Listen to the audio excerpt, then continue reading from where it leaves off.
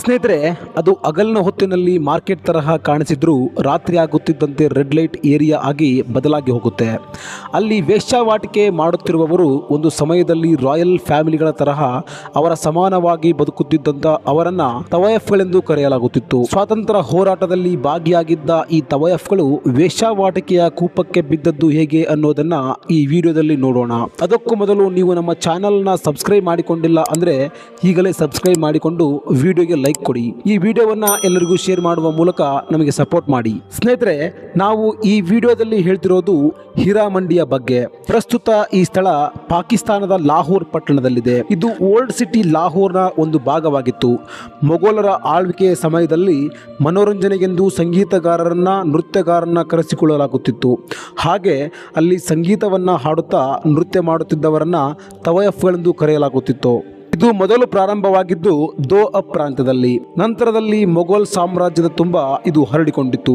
ಇದು ಅಕ್ಬರ್ನ ಆಳ್ವಿಕೆಯ ಕಾಲದಲ್ಲಿ ತುಂಬಾ ಬೆಳವಣಿಗೆಯನ್ನ ಕಾಣುತ್ತೆ. ಕಾಲ ಕಳೆದಂತೆ ಇದು ಹಿಂದೂಸ್ತಾನಿ ನೃತ್ಯದ ಶೈಲಿಯನ್ನ ಸೇರಿಸಿಕೊಂಡಿತು. ಈ ತವಯಫ್ಗಳು ಆಗೋದು ಅಷ್ಟು ಸುಲಭದ ಕೆಲಸವಾಗಿರಲಿಲ್ಲ. ಚಿಕ್ಕ ವಯಸ್ಸಿನಲ್ಲಿಯೇ ಟ್ರೈನಿಂಗ್ ನೀಡಲಾಗುತ್ತಿತ್ತು. ಚಿಕ್ಕ ವಯಸ್ಸಿನಲ್ಲಿಯೇ ಅವರಿಗೆ ಕಥಕ್, ಹಿಂದೂಸ್ತಾನಿ, ಕ್ಲಾಸಿಕ್ನಂತಹ ಮ್ಯೂಸಿಕ್ಗಳನ್ನು ಸಂಪೂರ್ಣವಾಗಿ ಕಲಿಸಲಾಗುತ್ತಿತ್ತು. ಇದರ ಜೊತೆಗೆ ಸಣ್ಣ ಸಣ್ಣ ಕಥೆಗಳನ್ನು ಬರೆದು ಅವುಗಳನ್ನು ರಾಜರ ಮುಂದೆ ಪ್ರದರ್ಶನ ಮಾಡಲಾಗುತ್ತಿತ್ತು. ಈ ತರಹದ ಕಲೆಗಳಿಗೆ ತವಯಫ್ಗಳಿಗೆ ಟ್ರೈನಿಂಗ್ ನೀಡಲಾಗ್ತಿತ್ತು. ಇದೆಲ್ಲವನ್ನ ಸಂಪೂರ್ಣವಾಗಿ ಕಲಿತ ನಂತರವೇ ಮೆಸ್ಸಿ ಕಾರ್ಯಕ್ರಮವನ್ನ ಮಾಡಿ ಅವರನ್ನ ತವಯಫ್ಗಳಾಗಿ ಘೋಷಣೆ ಮಾಡಲಾಗುತ್ತಿತ್ತು.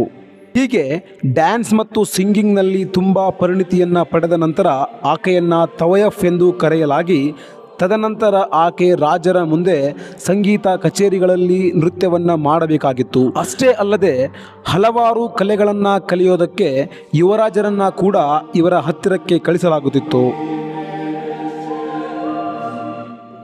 ಈ ತವಯಫ್ಗಳು ತಾವೇ ಸ್ವತಃ ಬರೆದ ಕತೆ ಕವನಗಳನ್ನು ಹೇಳುತ್ತಾ ನೃತ್ಯವನ್ನು ಮಾಡುತ್ತಿದ್ದರು. ಈ ತವಯಫ್ಗಳು ಎಲ್ಲೆಂದರಲ್ಲಿ ಯಾವಾಗಂದರೆ ಆವಾಗ ಪ್ರದರ್ಶನವನ್ನು ನೀಡ್ತಿರಲಿಲ್ಲ. ಕೇವಲ ರಾಜರ ಆಸ್ಥಾನದಲ್ಲಿ ಯಾವುದಾದರೂ ಕಾರ್ಯಕ್ರಮ ಇರುವಾಗ ಮಾತ್ರ ಇವರು ನೃತ್ಯವನ್ನು ಮಾಡ್ತಿದ್ರು.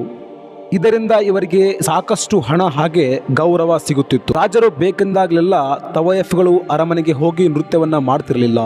ರಾಜರಿಗೆ ನೃತ್ಯವನ್ನು ನೋಡಬೇಕು ಎಂದು ಎನ್ನಿಸಿದರೆ ರಾಜರುಗಳೇ ತವಯಫ್ಗಳ ಬಂಗಲೆಗಳಿಗೆ ಬರಬೇಕಾಗಿತ್ತು.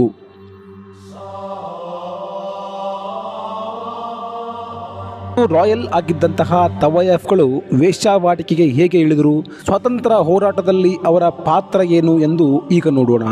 1750ರ ಸಮಯದಲ್ಲಿ ಅಹಮದ್ ಶಾ ಅಬ್ದಾಲಿ ಮೊಘಲರ ಮೇಲೆ ದಾಳಿ ಮಾಡಿ ಲಾಹೋರ್ನ ವಶಪಡಿಸಿಕೊಂಡನು. ಆವಾಗಿನಿಂದಲೇ ಈ ಹೀರಾಮಂಡಿಯ ಅವನತಿ ಪ್ರಾರಂಭವಾಗುತ್ತೆ. ಈ ಅಬ್ದಾಲಿಗೆ ತವಯಫ್ಗಳೆಂದರೆ ಅಷ್ಟು ಇಷ್ಟವಿರಲಿಲ್ಲ.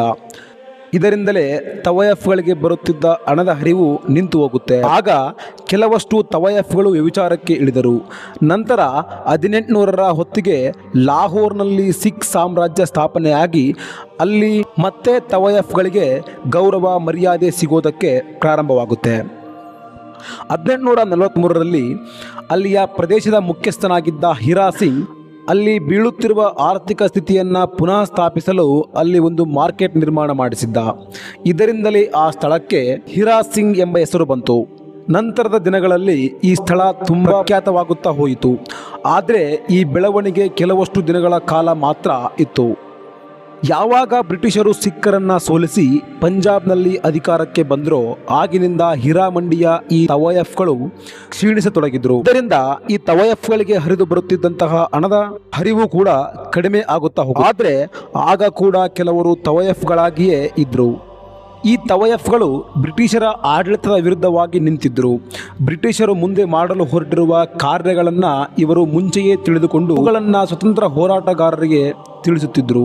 ಇದರ ಜೊತೆಗೆ ಸ್ವಾತಂತ್ರ್ಯ ಚಳುವಳಿಗೆ ತಮ್ಮ ಕೈಲಾದಷ್ಟು ಧನ ಸಹಾಯವನ್ನು ಕೂಡ ಇವರು ಮಾಡುತ್ತಿದ್ದರು. ಇದೆಲ್ಲವನ್ನ ತಿಳಿದ ಬ್ರಿಟಿಷರು ತವಯಫ್ಗಳ ಮನೆಗಳ ಮೇಲೆ ದಾಳಿ ಮಾಡಿ ಅವರ ಆಭರಣ ಹಣವನ್ನು ದೋಚಿಕೊಂಡು ಹೋಗ್ತಾರೆ.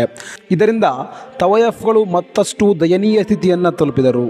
1947ರಲ್ಲಿ ಭಾರತಕ್ಕೆ ಸ್ವತಂತ್ರ ಸಿಕ್ತು. ಆಗ ಈ ಹೀರಾಮಂಡಿ ಪಾಕಿಸ್ತಾನಕ್ಕೆ ಸೇರಿ ಹೋಯಿತು. ಹಾಗಲೂ ಕೂಡ ಈ ಹೀರಾಮಂಡಿ ತುಂಬ ಪಾಪ್ಯುಲರ್ ಆಗಿತ್ತು. ಯಾಕಂದರೆ ಆಗ ಸಿನಿಮಾಗಳಲ್ಲಿ ನಟಿಸಲು ಮಹಿಳೆಯರು ಮುಂದೆ ಬರ್ತಿರಲಿಲ್ಲ.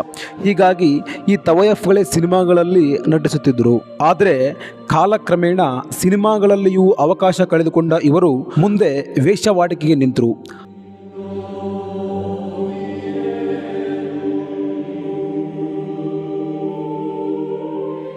ಇದಾಗಿತ್ತು ಸ್ನೇಹಿತರೆ ಈ ವಿಡಿಯೋ. ಮುಂದಿನ ವಿಡಿಯೋದೊಂದಿಗೆ ಮತ್ತೆ ಸಿಗೋಣ. ಅಲ್ಲಿವರೆಗೂ ಧನ್ಯವಾದ.